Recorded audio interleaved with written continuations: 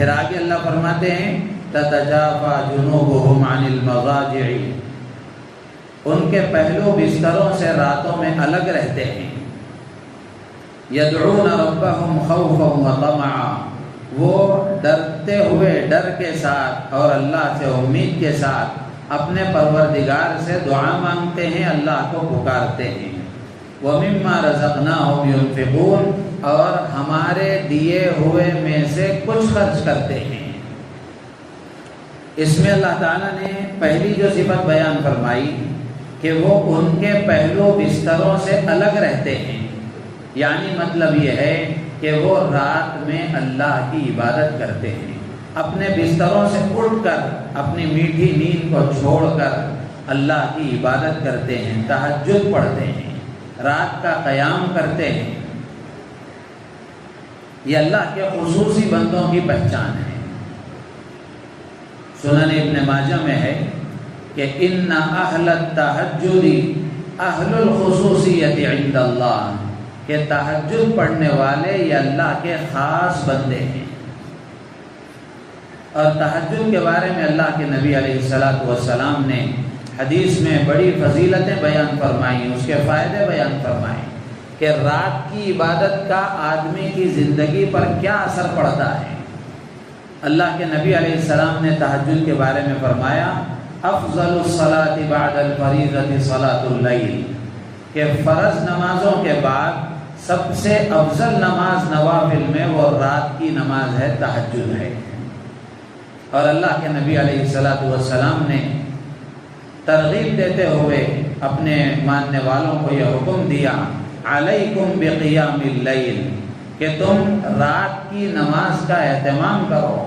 اپنے آپ پر رات کا قیام لازم کر لو. فَإِنَّهُ دَأْبُ الصَّالِحِينَ قَبْلَكُمْ، اس لیے کہ یہ تم سے پہلے بھی نیک لوگوں کا طریقہ رہا ہے. تم سے پہلے بھی جو اللہ کے نیک فرمانبردار متقی پرہیزگار قریبی بندے گزرے ہیں، صالحین گزرے ہیں، نیکوکار بندے گزرے ہیں، ان کا بھی یہ وتیرہ اور شیوا رہا ہے کہ وہ راتوں میں غفلت کے ساتھ پڑے سوئے نہیں رہتے تھے، بلکہ کچھ نہ کچھ حصہ وہ اللہ کے سامنے عبادت میں گزارتے تھے. وَقُرَّةٌ إِلَىٰ رَبِّكُمْ، اللہ کے نبی فرماتے ہیں کہ تہجد یہ اللہ کے نیک بندوں کا طریقہ ہے. وَقُرَّةٌ إِلَىٰ رَبِّكُمْ، اور اللہ کا قرب حاصل کرنے کا ذریعہ ہے. یعنی جو آدمی تہجد کا اہتمام کرتا ہے وہ بندہ اللہ کے قریب ہو جاتا ہے. جیسے ابھی میں نے عرض کیا کہ اللہ کے نبی نے فرمایا کہ تہجد پڑھنے والے اللہ کے خاص بندے ہیں، خاص بندے قریبی لوگ ہوتے ہیں. پھر آگے اللہ کے نبی فرماتے ہیں کہ تہجد اور رات کا قیام، رات کی عبادت مغفرۃ للسیئات، یہ آدمی کے گناہوں کے لیے کفارہ ہے. کہ رات کا جو قیام ہے، رات کی جو عبادت ہے، اس کی وجہ سے آدمی کے گناہ دھل جاتے ہیں، گناہ معاف ہو جاتے ہیں. پھر آگے اللہ کے نبی فرماتے ہیں وَمَنْهَاتٌ لِلْإِثْمِ، اور رات کا قیام، رات کی عبادت یہ آدمی کے اندر گناہوں سے حفاظت کی طاقت پیدا کرتی ہے، گناہوں سے بچنے کی استعداد پیدا کرتی ہے. تو جو آدمی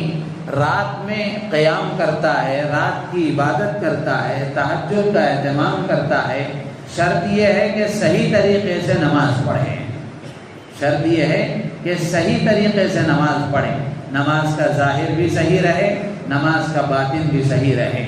تو اگر جو آدمی صحیح طریقے سے رات کا قیام کرتا ہے تو وہ اللہ کے قریب ہو جاتا ہے، اس کے گناہ معاف ہو جاتے ہیں، اور گناہوں سے بچنے کی طاقت اللہ تعالیٰ اسے عطا فرماتے ہیں. اور قرآن پاک میں اللہ نے تہجد کا فائدہ بیان فرمایا ان ناشئۃ اللیل ہی اشد وطئا واقوم قیلا.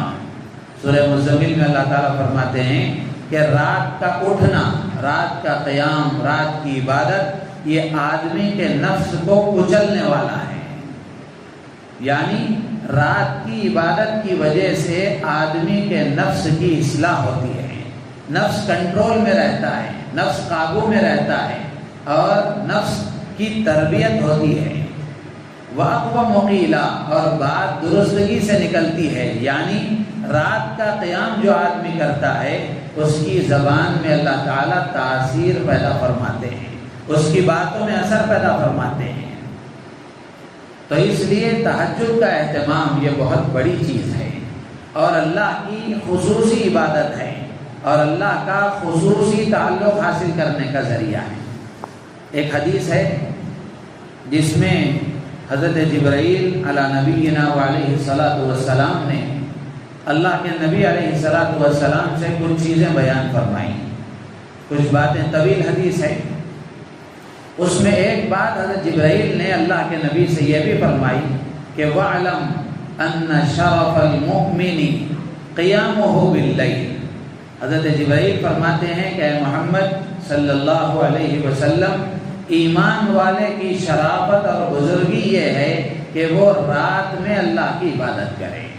تو رات کی عبادت یہ ایمان والے کی شرافت کی بات ہے، اس کی بزرگی کی بات ہے۔ تو جو آدمی رات میں عبادت کرتا ہے اللہ کے قریب ہو جاتا ہے اور اللہ اسے اپنا خاص بندہ بنا لیتے ہیں، اس لیے کہ رات کا جو وقت ہے یہ اللہ سے ملاقات کا اسپیشل ٹائم ہے، خصوصی ملاقات کا وقت ہے۔ اسی لیے ہمارے بزرگوں میں حضرت مولانا یونس صاحب پالنپوری دامت برکاتہم نے اپنی کتاب بکھرے موتی میں ایک جگہ لکھا ہے کہ رات میں اگر کسی وقت میں آنکھ کھل جائے، رات میں اگر کسی وقت میں آنکھ کھل جائے تو یہ سمجھو کہ آسمان سے فون آیا ہے، یہ سمجھو کہ آسمان سے فون آیا ہے، اللہ کی طرف سے بلاوا آیا ہے۔ تو جب رات میں آنکھ کھل جائے تو اس وقت میں اٹھ کر نماز پڑھ لو، یا کم سے کم اگر نماز پڑھنے کی اس وقت میں حالت نہیں ہے، طاقت نہیں ہے، تو اس وقت میں کم سے کم جب آنکھ کھل گئی ہے تو زبان سے کچھ نہ کچھ اللہ کا ذکر کر لو، کچھ نہ کچھ اللہ سے دعائیں مانگ لو، اس لیے کہ وہ قبولیت کا وقت ہے اور اللہ سے ملاقات کا خصوصی وقت ہے۔ حضرت علی رضی اللہ تعالیٰ عنہ فرماتے ہیں